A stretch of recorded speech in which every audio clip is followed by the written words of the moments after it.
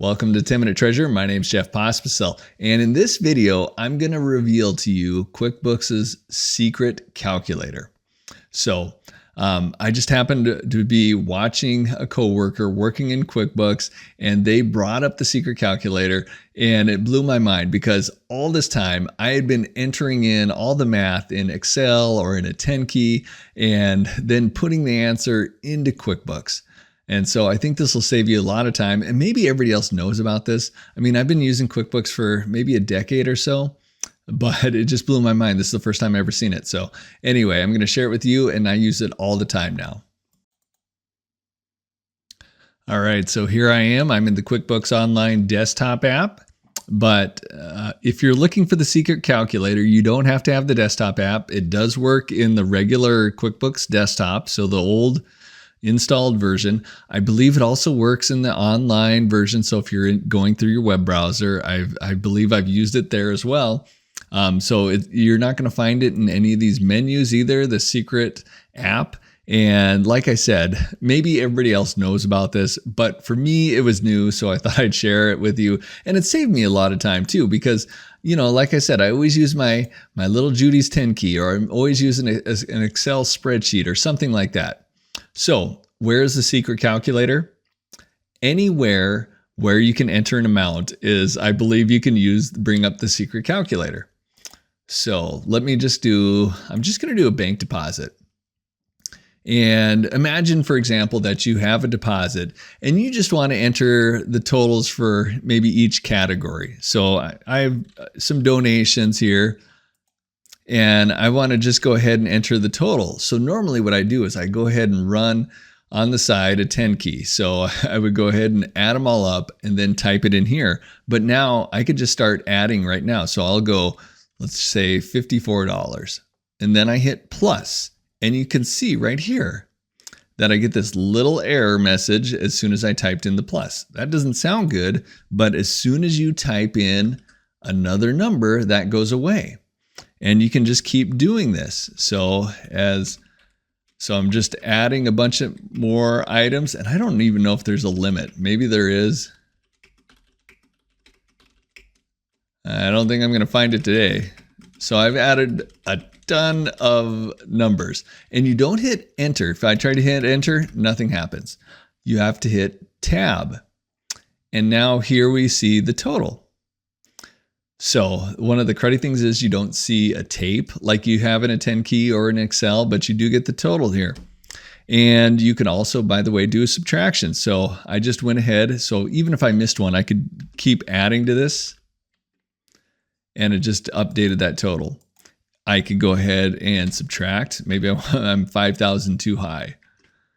I can also do multiplication, and I can do division as well. So maybe I just wanted to know the total here, and then I'm going to put a third here. So I'm going to divide it by 3. And then I have another one. I'm just going to keep using the same one. So then I could go ahead and just keep entering that amount in.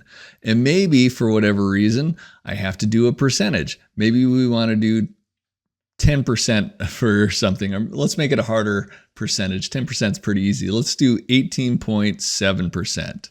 So 18.7%. And I could say, so what was that? 533, something like that, times, either I could do 0.18, and it'll give me 95.94, or times 18.5%. And did I do something different? I might have entered in something different. Let me try that again. 100 times 0.185, 18.5, 100 times 18.5%. Okay, it gave me the same answer. I must have entered in something different. I wanted to do 18.7. That's why. Anyway, so that is the secret calculator. And so where do I use this? I use this a lot of times when I'm doing credit card statements, and I don't want to enter in every single line, but I want to group them all together. So all the supplies together, all the meals together, something like that. If I have donations, I do it like I'm doing here. Or if I have in South Dakota, we have what's called use tax. And maybe everybody has use tax, but I'm from Montana where we didn't have any sales tax or use tax that I'm aware of. So what is that? So if somebody buys something and you're not charged sales tax. So let's just say I buy something online, and for whatever reason, the vendor does not charge me sales tax. Then I still owe the state of South Dakota's Department of Revenue sales tax. So what would that look like? I'm just going to pull up an expenditure, and let's just say I see this expense and it comes through and the total is $865. And here in South Dakota, our sales tax rate is 6.2%. So that's the use tax I end up owing the state of South Dakota. So I'm going to times it by 6.2%. And so what I would do is I would have a category for use tax expense and then use tax payable. And so then I would enter in a negative amount here.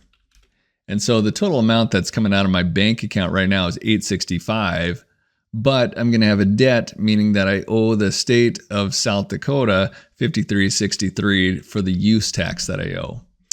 All right, so that's the main way that I use this. And like I said, I really have enjoyed it. It does make my life a little bit easier. I don't always have to jump over to a separate application like Excel or Judy's 10 key or do it by hand or anything like that. I could just do most of that little math right in Excel or in QuickBooks with the secret calculator.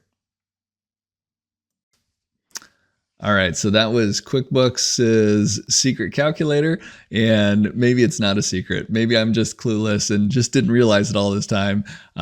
Was it new to you?